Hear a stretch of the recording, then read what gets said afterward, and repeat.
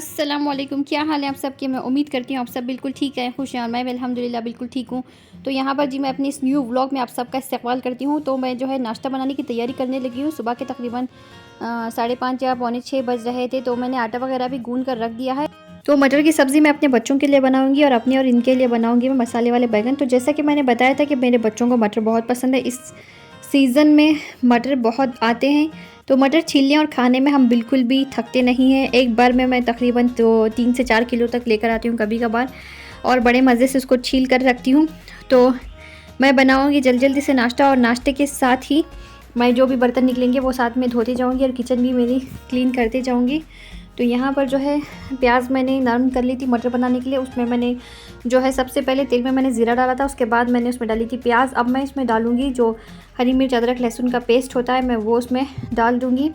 और उसके बाद जो है थोड़ा सा मैं उसको भून लूँगी हरी मिर्च के मसाले को, और उसके बाद मैं मटर जो है उसमें शामिल कर दूँगी। तो उसको अच्छी तरह से चला लूँगी और उसको ढककर मैं छोड़ दूँगी तकरीबन 5 मिनट के लिए, ताकि मटर जो है अच्छी तरह से गल जाएँ। तो यहाँ पर जो ऐसे सिंपल वाले मटर ही बच्चों को मेरे ज़्यादा पसंद आते हैं। ज़्यादा अगर मैं किसी चीज़ में डालूँगी तो वो मतलब खा लेते हैं, फिर भी उनको यही मटर ऐसे बने हुए जो मटर होते हैं वो बहुत पसंद है। तो यहाँ पर जो है मैंने बैगन ले लिया है और इसको जो है मैं बीच में से कट लगाऊंगी और देख लूँगी कि कोई बैगन ख़राब तो नहीं है। तो और सबसे पहले मैं इन बैगन को जो है तेल में तल लूँगी। तल के मैं इनको निकाल लूँगी, मतलब नहीं तो उसके ऊपर का छिलका वो जो है मैंने इससे पहले भी बताया था कि वो गलेगा नहीं। फिर मुझे तो ऐसा मतलब बिना तले मुझे बैगन बनाना पसंद भी नहीं आता है, क्योंकि वो जल्दी गलते नहीं हैं और फिर हमें इसमें बार बार पानी डालना पड़ता है, देखना पड़ता है। तो इस तरह से अगर मैं बनाती हूँ तो जल्दी से गल जाते हैं। जैसा मैं ग्रेवी उसकी तैयार करती हूँ और फिर बैगन डाल के बस 5 मिनट लगते हैं मुझे इसको गलने में। तो मुझे यही तरीका बहुत अच्छा लगता है बैगन बनाने के लिए।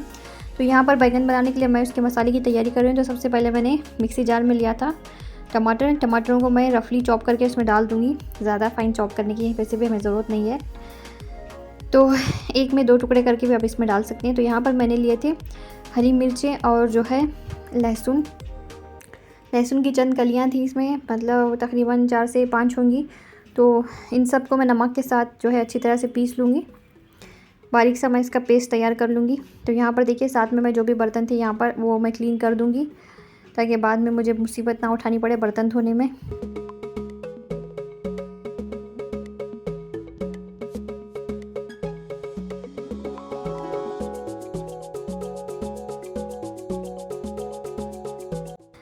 तो यहाँ पर जो है मेरे बैगन जो है बनने लगे हैं, मैंने अच्छी तरह से वो सॉफ़्ट हो रहे हैं। उनके ऊपर का छिलका जो होता है वो जब हम इसको ऐसा करते हैं तो सॉफ़्ट हो जाता है बहुत ही अच्छे तरीके से। तो अब मैं उनको निकाल लूँगी और जो है उसको साइड में रख दूँगी, और जो इसका मसाला है मैं उसकी तैयारी करूँगी। तो सबसे पहले मैंने तेल में डाला था ज़ीरा, और ज़ीरे को मैं तड़कने दूँगी। उसके बाद मैं इसमें डालूँगी प्याज। तो प्याज जो है इसकी जो हम अच्छी तरह से लाइट पिंक कलर की कर लेंगे, ज़्यादा डार्क हमें नहीं करना है। तो यहाँ पर तकरीबन मेरे बैगन थे 6 से 7 होंगे शायद, उसमें से 1-2 ख़राब निकल चुके थे तो मैंने वो फेंक दिया है। तो यहाँ पर जो है प्याज मैंने तेल में डाल दी है। अब उसको मैं अच्छी तरह से नरम कर लूँगी, और प्याज मेरी नरम हो चुकी थी। तो यहाँ मैं इसमें मसाले डालने लगी हूँ, जिसमें है लाल मिर्च पाउडर, हल्दी, धनिया पाउडर और थोड़ा सा ज़ीरा पाउडर। ये सब डालकर मैं उसको थोड़ा सा भून लूँगी, और साथ ही जो हमने पेस्ट तैयार किया था वो भी मैं इसमें डाल दूँगी। और इस टमाटर के पेस्ट को मैं इन मसालों के साथ डालकर अच्छी तरह से भून लूँगी। जब तक मुझे तेल नज़र नहीं आएगा तब तक हमें इसको भूनना है, और बाद में ही हम इसमें बैगन शामिल करेंगे, नहीं तो बैगन के ऊपर जो तरी सी आती है तेल की वो बिल्कुल भी नहीं आएगी। सूखी सब्ज़ी के ऊपर जो तेल नज़र आता है उस सब्ज़ी की बात ही कुछ और होती है, उसका टेस्ट ही कुछ और होता है। यहाँ पर तेल जो निकल कर इधर उधर उछल गया था उसको मैं क्लीन कर लूँगी, और इसको मैं दूसरे गैस पर ट्रांसफ़र करके वो जो स्टोव है उसको भी मैं पोंछ लूँगी। मैं ऐसे करते रहती हूँ किचन में हमेशा, मतलब मुझे तसल्ली नहीं होती है जब तक मैं इसको 10-15 दफ़ा पोंछ ना लूँ, मुझे चैन नहीं आता है। यानी पकाते पकाते मैं इसको इतनी मरतबा पोंछ चुकी होती हूँ, फिर जब एंड होता है तब भी मैं इसको जो है अच्छी तरह से धोकर क्लीन कर देती हूँ। तो यहाँ पर जो है अब मैं रोटी बनाने की तैयारी करूँगी, क्योंकि अभी हो रहे थे 7:15, तो जल्दी से मैं इनको रोटी बनाकर दे दूँगी, ताकि वो जो है 10-15 मिनट में जल्दी से बैठकर वो खा लें और स्कूल जाने की वो अपनी बाकी की तैयारियां शुरू कर दें। तो यहाँ पर मैं उनके लिए चाय बनाने लगी हूँ। तो चाय जो है मैं उनके लिए बहुत ही थोड़ी सी बनाती हूँ, ताकि वो जो है रोटी के साथ ही ख़त्म हो जाए। तो यहाँ पर मैं सबसे पहले एक रोटी बनाकर उनको हाफ़ ऑफ करके दे देती हूँ, ताकि दूसरी रोटी बनने तक वो एक को इंतज़ार ना करना पड़े। तो मैं दोनों को जो है हमेशा ऐसे ही करती हूँ, आधी आधी रोटी मैं उनको दे देती हूँ ताकि वो दोनों खाते रहें, और दूसरी रोटी मैं बनाती हूँ फिर, और इस तरह से वो दोनों एक साथ बैठकर खा लेते हैं। क्योंकि चाय में रोटी गर्म ही अच्छी लगती है, और चाय भी गर्म ही चाहिए। खानम को तो बिल्कुल भी ठंडी चाय नहीं चलती है। वो क्या करती हैं, अगर मैं थोड़ी सी देर कर दूँ रोटी बनाने में, तो वो दोबारा चाय लेकर अंदर आ जाती हैं और दोबारा से उस चाय को गर्म करके वापस लेकर जाती हैं। तो इसलिए मैं इन दोनों को वैसे ही करती हूँ, ताकि दोनों जो है जल्दी से एक साथ खा लें। यहाँ पर जो है मैं इनको रोटी बनाकर दे दूँगी, और भांजा भी जो है मेरा उठ चुका था, वो भी जो है फ्रेश होने के लिए चला गया है, तो उसके लिए भी मैं रोटी बनाऊँगी बाद में। तो बच्चे जो हैं मेरे सुबह तकरीबन 5:30 बजे उठ जाते हैं, और क्योंकि उनके क़ारी साहब भी आते हैं 6 बजे के क़रीब, तो वो जो है फ़जर की नमाज़ अदा करने के बाद बैठ जाते हैं, अपना जो सबक होता है वो याद करते हैं, या फिर वैसे ही सूरे वगैरह याद करने के लिए बैठ जाते हैं। तो क़ारी साहब जो है ना अरबी की तालीम भी देते हैं, और साथ में जो है उन्हें उर्दू भी पढ़ाते हैं।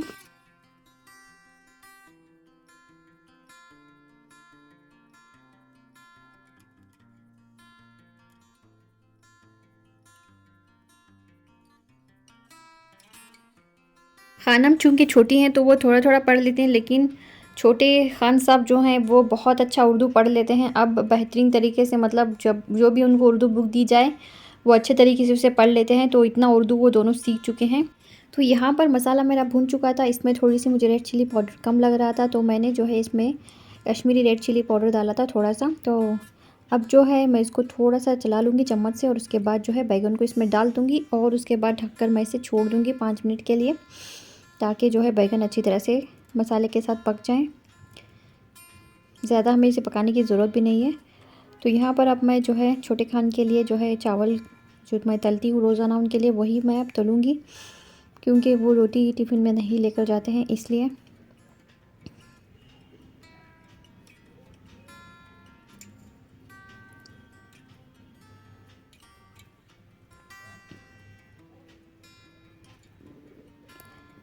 जिस दिन उन्हें रोटी लेकर जाना पड़ती है उस दिन उन्हें मतलब टिफ़िन अच्छा ही नहीं लगता है, लेकर जाने उनका दिल ही नहीं करता है।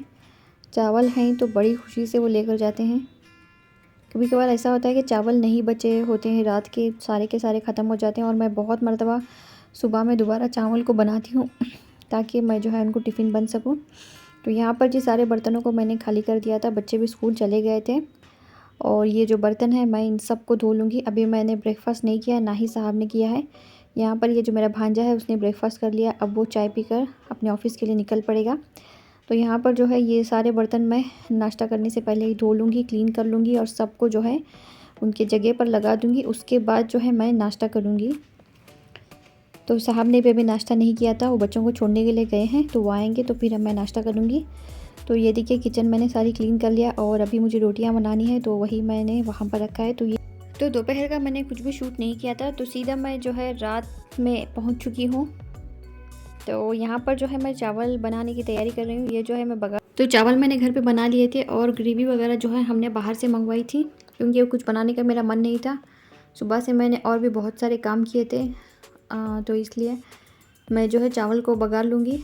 तो तेल में मैंने डाले थे कुछ खड़े गरम मसाले, और उसके साथ मैंने प्याज को ब्राउन कर लिया है, और साथ ही मैंने इसमें अदरक लहसुन का पेस्ट और ये पुदीना के पत्ते मैंने इसमें डाल दिए हैं, और मैं नमक डालकर इसमें पानी डालकर उबलने के लिए छोड़ दूँगी।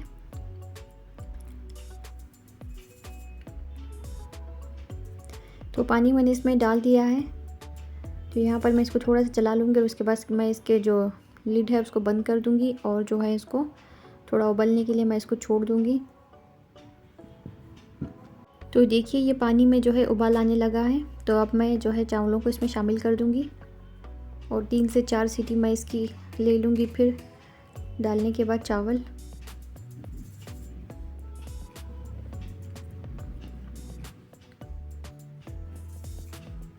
तो यहाँ पर मैं लिड बंद करके इसको छोड़ दूँगी हाई फ्लेम पर। तो यहाँ पर जी डिनर हमारा लग चुका है, साथ में है रोटी, और ये जो है मिक्स वेजिटेबल ग्रेवी है, और ये मशरूम फ्राई है, और साथ में है जी दाल तड़का। तो यहाँ पर हम सब ने डिनर कर लिया था, और उसके बाद जो है हमेशा की तरह हम थोड़ी देर नीचे वॉक पे गए थे। तो ये है जी नेक्स्ट डे। तो ये नेक्स्ट डे का व्लॉग है, यानी नेक्स्ट डे रात का ही सेम, मतलब मैं डिनर बनाने की तैयारी कर रही हूँ। तो ये जो फ़िश लाए थे तो मैं इसको सबसे पहले क्लीन कर दूँगी। ये सियर फ़िश है, साइज़ में बहुत छोटी है, तो सबसे पहले मैं इसको क्लीन कर लूँगी, धो लूँगी अच्छी तरह से। और उसके बाद मैं जो है सो इसको मैरिनेट करूँगी। और उसके बाद जो है मैं इसकी ग्रेवी भी बनाऊँगी आज, क्योंकि दाल वगैरह बनाने का मेरा कोई मूड नहीं था। तो मैं हमेशा वैसे ग्रेवी बनाती नहीं हूँ कभी भी फ़िश की, तो मैंने सोचा कि आज क्यों ना ग्रेवी बना ली जाए। तो यहाँ पर जी मैं इसको धो लूँगी, तो साथ में मैं इसकी ग्रेवी बनाऊँगी। तो ग्रेवी वैसे मैं कभी बनाती नहीं हूँ, तो सोचा आज ग्रेवी बना ली जाए, क्योंकि दाल बनाने का मेरा कोई मन नहीं था। हमें फ़िश फ्राई में दाल खाना ही ज़्यादा पसंद आता है, तो दाल ही ज़्यादा बनाई जाती है घर पे फ़िश के साथ। तो यहाँ पर मैं जो है फ़िश को थोड़ी देर के लिए छन्नी में डालकर छोड़ दिया था। अब मैं इसको एक कपड़े में डालकर उसको थोड़ा सा उसका पानी सूखने के लिए उसको ढककर रख दूँगी, ताकि फ़िश का पानी जो अच्छी तरह से सूख जाए। फ़िश में जितना पानी नहीं रहेगा, फ़िश पर मसाला उतनी ही अच्छी तरह लगेगा, और जितनी ये सूखी होगी उतनी ही अच्छी बनेगी, मतलब मसाला उसके ऊपर उतना ही अच्छा ठहरेगा। तो मुझे पर्सनली ऐसा लगता है, तो मैं ऐसे ही करती हूँ। फ़िश लाने के बाद मैं उसको धोती हूँ, छोड़ देती हूँ, फिर कपड़े में डाल के ढक के भी छोड़ देती हूँ। तो यहाँ पर मैंने मसाले लिए थे, जिसमें है लाल मिर्च पाउडर, धनिया पाउडर, हल्दी, ज़ीरा पाउडर, काली मिर्च, कश्मीरी लाल मिर्च, अदरक लहसुन का पेस्ट, नमक, और जो है इमली का पल्प है, नींबू का रस है, और साथ में है फूड कलर। फूड कलर आप चाहे तो डालें, चाहे तो ना डालें, आपकी मर्ज़ी है। तो यहाँ पर मैं सिर्फ एक ड्रॉप इसमें फूड कलर डालूँगी। तो यहाँ पर मैंने सबको मिक्स कर लिया है। सबसे पहले मैंने वो जो सूखे मसाले थे उन सबको मिक्स कर लिया है। यहाँ पर जो है मैं इसमें नींबू का रस शामिल करूँगी, और उसके बाद जो है इमली का पल्प भी मैं इसमें शामिल करूँगी। तो इसके बाद मैं इसमें एक ड्रॉप फूड कलर डालूँगी।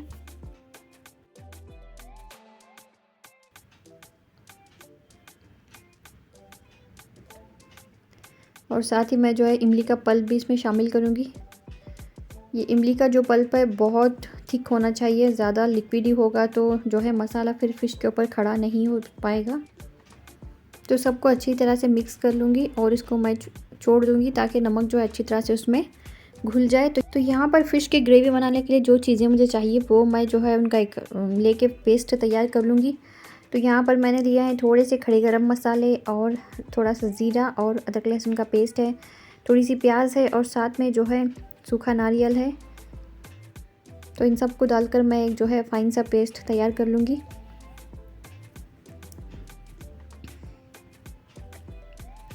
तो अगर पेस्ट नहीं हो रहा है सीधे से, तो आप इसमें थोड़ा सा पानी भी डाल सकते हैं। तो यहाँ पर जो है अब मैंने कढ़ाई में ले लिया है तेल, और उसमें मैं डालूँगी छोटी सी मीडियम साइज़ की प्याज मैंने ली थी, और उसको मैंने पतला अच्छी तरह से कट कर लिया था, एकदम बारीक सा। तो यहाँ पर जो है मैं इसको जो है गोल्डन ब्राउन कर लूँगी। तो यहाँ पर जो ये मैंने मसाला रखा था, और अब मैं इसको फ़िश पर लगा दूँगी। तो अच्छी तरह से मैं इस पर, यानी ज़्यादा हमें लगाना नहीं है, बस थोड़ा थोड़ा सा ही लगाना है। तो अच्छी तरह से मैं इस पर लगा दूँगी। यहाँ पर मैं प्याज को भी देख लूँगी बीच बीच में, कहीं प्याज हमारे जल ही ना जाए। तो यहाँ पर ये हो गई है गोल्डन ब्राउन। अब मैं इसमें जो है वो पेस्ट जो हमने तैयार किया था वो सीधे डाल दूँगी, और इसको जो है अच्छी तरह से मिक्स कर लूँगी प्याज के साथ। तो यहाँ पर हमें इस मसाले को इस प्याज के साथ अच्छी तरह से भूनना है, और साथ ही जो है मैंने इसमें रेड चिली पाउडर भी शामिल कर दिया है।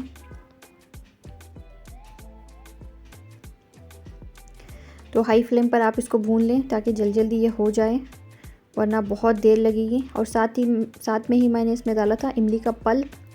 तो देखिए कितना अच्छा हमारा जो है तेल निकल कर आ चुका है ग्रेवी के ऊपर। तो इसी तरह हमें भून भून कर इसका जो है हमेशा तेल निकालना होता है मसालों में से, वरना जो है ग्रेवी का लुक अच्छा नहीं आता है। तो यहाँ पर मैंने इसमें डाल दी है फ़िश, और फ़िश मैं इसमें ज़्यादा नहीं डालूँगी, क्योंकि कोई नहीं खाएंगे, सिर्फ मैं और साहब और जो मेरा भांजा है वही खाएंगे, बच्चे तो बिल्कुल नहीं खाएंगे। तो ये जो ग्रेवी है मेरी बनकर तैयार हो चुकी है, मैंने फ्लेम को भी बंद कर दिया है। तो यहाँ पर मैं फ़िश फ्राई करने लगी हूँ। तो जल्दी से मैं फ़िश को फ्राई कर लूँगी।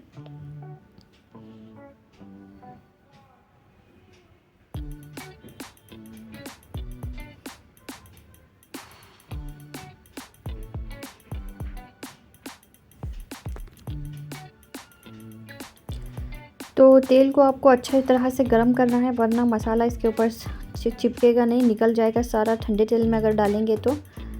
तो यहाँ पर जो है एक तरफ से ये पक चुकी हैं, तो फ्लेम को मैंने स्लो कर दिया है उसके बाद। तो स्लो फ्लेम पर मैंने इसको पकाया है। तो फ़िश जो है अच्छी तरह से एक साइड से पक चुकी है। अब दूसरी साइड से मैं इसको पलटा दूँगी और वहाँ से भी मैं इसको अच्छी तरह से पका लूँगी।